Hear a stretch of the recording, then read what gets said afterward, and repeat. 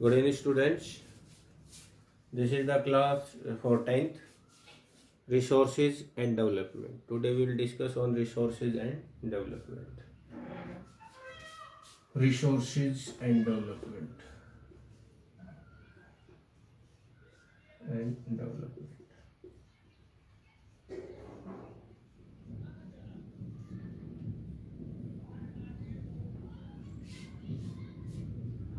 Then first question is, what is resource? What is resource? Resource किसे कहते हैं?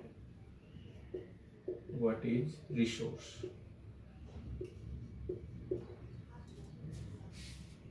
Students, resource is,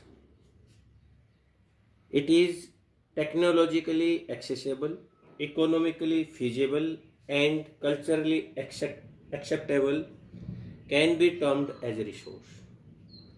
यानी कि रिसोर्स हम उसे कह सकते हैं जो कि तकनीकी रूप से, आर्थिक रूप से और सांस्कृतिक रूप से जिसे हम ले सकें, जिसे हम यूज कर सकें, उसको हम रिसोर्स कहते हैं. टेक्नोलॉजिकली एक्सेसिबल, तकनीकी रूप से जो हमारी पहुंच में हो, इकोनॉमिक रूप से जो फिजिबल हो और कल्चरली रूप से जो एक्सेप्टेबल हो, can be term as a resource, उसको हम रिसोर्स कह सकते हैं. इसकी डेफिनेशन आ जाती है कि रिसोर्स किसे कहते हैं. तो I am repeating again the definition of the resource. It is technologically accessible, economically feasible and culturally acceptable, can be termed as resource. हम इसे resource कहते हैं.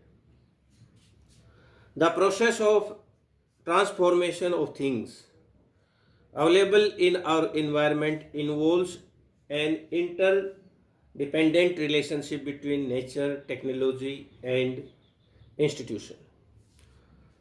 किसी भी चीज का जो ट्रांसफॉर्मेशन जो प्रोसेस है, ट्रांसफॉर्मेशन जो प्रक्रिया है चीज़ों की, और जो हमारे इन्वायरमेंट के अंदर वो चीज़ जो अवेलेबल है, उसके अंदर जो आपसी जो निर्भरता है एक दूसरे के बीच में, जो रिलेशनशिप है प्रकृति में, तकनीकी में और संस्थाओं के बीच में, किस प्रकार से जो है उन चीज़ों को जो है बदली किया जाता है. Human being interacts with nature. जो ह्यूमन बीइंग्स है वो नेचर के साथ जो है उसका इंटरेक्शन होता है थ्रू टेक्नोलॉजी. किसके द्वारा? टेक्नोलॉजी के द्वारा जो है ह्यूमन बीइंग का नेचर के साथ जो है इंटरेक्शन होता है. And create institution. और ह्यूमन बीइंग जो है इंस्टीट्यूशन जो है वो बनाता है, उनको जो है संस्थाओं को उत्पन्न करता है to accelerate their economic development. और इस प्रक्रिया के द्वारा मानव जो है अपने इकोनॉमिक डेवलपमेंट को जो है गति देता है. अपने इस जो है विकास की प्रक्रिया को जो है मानव गति देता है. किसके द्वारा? इंस्टीट्यूशंस के द्वारा. ह्यूमन बीइंग का जो है प्रकृति से, नेचर से जो है इंटरेक्शन होता है टेक्नोलॉजी के द्वारा. टेक्नोलॉजी के द्वारा ह्यूमन बीइंग से जो है इंटरेक्शन होता है. ह्यूमन बीइंग जो है अपनी गतिविधियों, अपनी इकोनॉमिक गतिविधियों को जो है विकास देने के लिए जो है इंस्टीट्यूशन क्रिएट करता है. Do you think that resources are free gifts of nature as is assumed by many? They are not. Resources are a function of human activities. Dear students, क्या आप ये सोचते हैं कि जो रिसोर्सेज हैं वो प्रकृति के जो है फ्री गिफ्ट हैं और उसके ऊपर जो है कुछ व्यक्तियों ने, कुछ संस्थाओं ने जो है अपना अधिकार कर लिया है? तो ऐसा नहीं है. Resources are a function of human activity. जो रिसोर्सेज हैं वो जो है मानव गतिविधि का जो है परिणाम स्वरूप है. मानव ने जो है रिसोर्सेज को उसके जो है इस स्वरूप में जो है डाला है ताकि उसको यूज किया जा सके. तो इसमें ऐसा नहीं है कि कुछ व्यक्तियों ने जो है अपनी जो है सत्ता जमा ली और उन्हीं का हो गया, नहीं। रिसोर्सेज के ऊपर ये एक जो है मानव की गतिविधियां के जो है परिणाम स्वरूप जो है उसका रिजल्ट है। Human being themselves are essential component of resources. Human being जो है वो भी एक जो है इंपॉर्टेंट कंपोनेंट है, इंपॉर्टेंट जो है भाग है रिसोर्सेज का। ह्यूमन बीइंग जो है वो एक इंपॉर्टेंट जो है रिसोर्सेज का भाग है। They transform material available in our environment into resources and use them. मानव जो है जो भी मटेरियल्स जो हमारे इन्वायरमेंट में जो अवेलेबल है उसको जो है उसको चेंज करता है और उसको जो है यूज करने की जो है स्थिति में लेकर के आता है और उसको जो है यूज करता है। These resources can be classified in the following veg.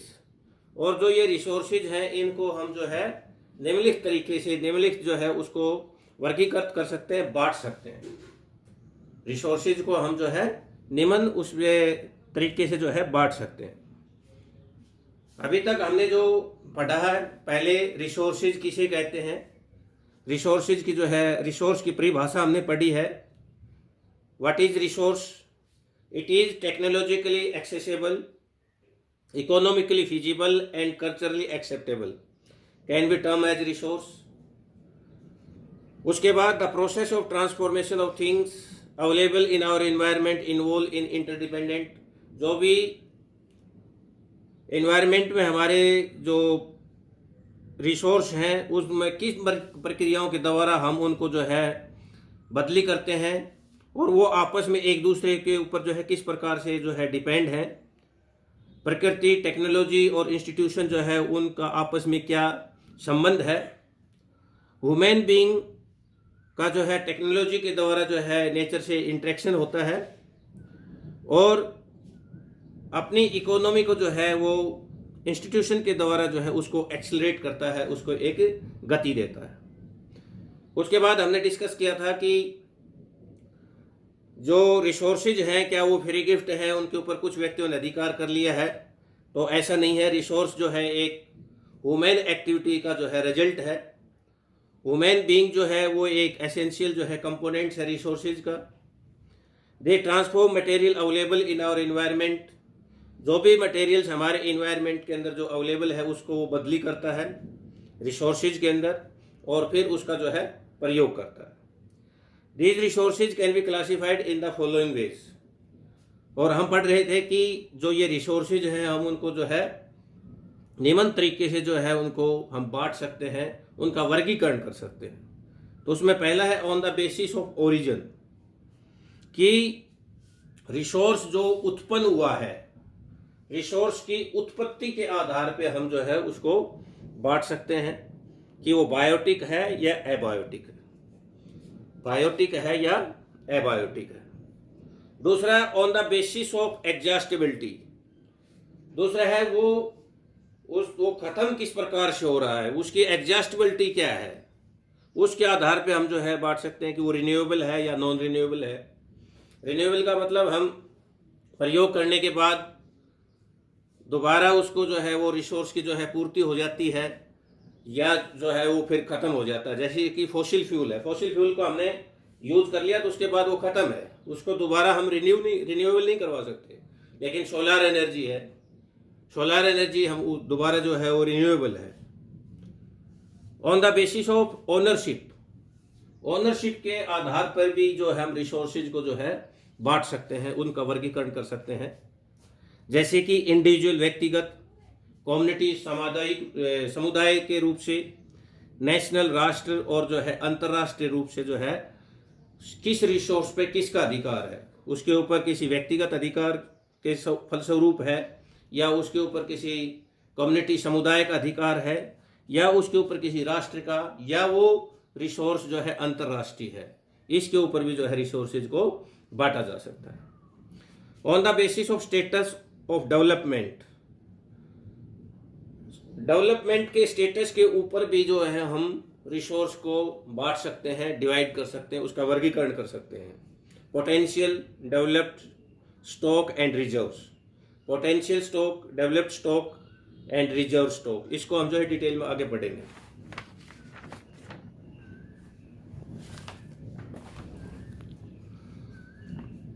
Types of resources में on the basis of origin, जैसे कि पहले वाला था biotic resources, these are obtained from biosphere and have life such as human beings, flora and fauna, fisheries, life stock etcetera. Biotic resources वो होते हैं जिनके अंदर जो है इनको बायोस्फीयर से जो है उनको हम प्राप्त करते हैं, और उनकी जो है एक ह्यूमन बींग्स की तरह जो है लाइफ होती है। जैसे कि फ्लोरा, फ्लोरा मतलब आपके फ्लावर, ये जो पेड़ पौधे हैं इससे संबंधित है। फ्यूना जीव जंतुओं से, एंड फिशरीज मछली वगैरह, एंड लाइफ स्टॉक्स जो हमारे कैटल्स वगैरह होते हैं, इनको हम जो है बायोटिक रिसोर्सेज के अंदर रखते हैं। तो biotic resources these are obtained from biosphere and have life, और इनकी जो है बायोटिक रिसोर्सेज को हम बायोस्फीयर से, जीव मंडल से जो है प्राप्त करते हैं, और इनकी एक जो है लाइफ होती है ह्यूमन बीइंग की तरह जो है इनकी लाइफ होती है। और इसके अंदर फ्लोरा और फ्यूना है। फ्लोरा और फ्यूना से मतलब होता है, फ्लोरा हम इसे करते हैं कि जितना भी हमारे जो वनस्पति जगत है दैट इज फ्लोरा, और फ्यूना जितने भी हमारे जीव जंतु हैं उनको हम फ्यूना से जो है कंसीडर करते हैं।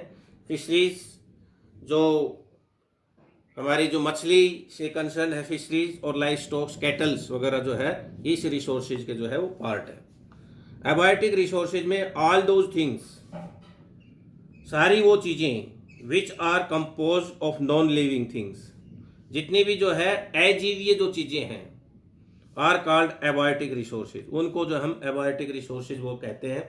For example rocks and metals, चट्टाने और जो है मेटल्स वगैरह जो है उनको हम एबायोटिक रिसोर्स के अंदर जो है कंसीडर करते हैं। On the basis of exhaustibility, resource को हमने जो है दूसरा पॉइंट पढ़ा था, on the basis of exhaustibility, कि वो चीज किस प्रकार से जो है वो रिसोर्स खत्म हो रहा है, उसके आधार पे हम जो है एग्जॉस्टिबिलिटी के ऊपर जो है कंसीडर करते हैं। Renewable resources, the resources which can be renewed और रिप्रोड्यूस्ड बाय फिजिकल, केमिकल और mechanical process are known as renewable और replenishable resources.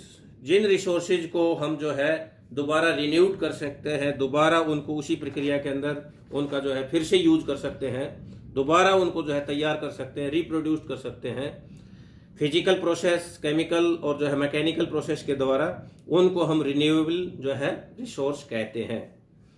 For example solar and wind energy, water, forest and wild life etcetera, ये सब जो है renewable resources के अंदर है। द रिन्यूएबल रिसोर्सेज में फर्दर बी डिवाइडेड इनटू, जो है फ्लो चार्ट के अकॉर्डिंग जो है हम उसको उनको जो है बांटा जा सकता है।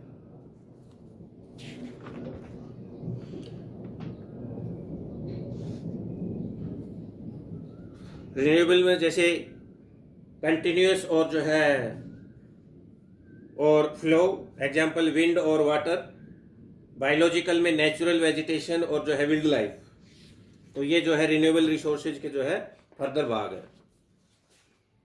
Non renewable resources, these acquire over a very long geological time, इसमें जो है काफ़ी भू जो है गर्भ ये जो है समय लगता है, और उसके काफ़ी लंबे समय के जो है जियोलॉजिकल प्रोसेस के बाद जो है इनको जो है ये तैयार होते हैं। Minerals and fossil fuels are example of such resources, खनिज और जो है फॉसिल फ्यूल्स जो है उदाहरण है इस प्रकार के जो है रिसोर्सेज के, नॉन रिन्यूएबल के। These resources take millions of year in their formation, और ये रिसोर्सेज जो है काफ़ी लंबा समय जो है मिलियंस ऑफ ईयर्स जो है लेते हैं इनके जो है बनने के अंदर। Some of the resources like metals and metals are recyclable and some like fossil fuels can not be recycled and get exhausted with their use. इनमें कुछ जो है रिसोर्सेज ऐसे, जैसे कि मेटल्स वगैरह को जो है रिसाइकेबल है वो उनको रिसाइकल किया जा सकता है, लेकिन फॉसिल फ्यूल्स वगैरह जो है उनको जो है किसी भी तरीके से उनको रिसाइकल नहीं किया जा सकता। उनके यूज करते ही जो है वो ख़त्म हो जाते हैं। On the basis of ownership, इसको हम जो है नेक्स्ट वीडियो में पढ़ेंगे, क्योंकि वीडियो लंबे होने के बाद जो है उनमें प्रॉब्लम्स हो जाती है टेक्निकली, तो इसको हम जो है अगले लेक्चर्स में जो है कंसीडर करेंगे। Thank you very much.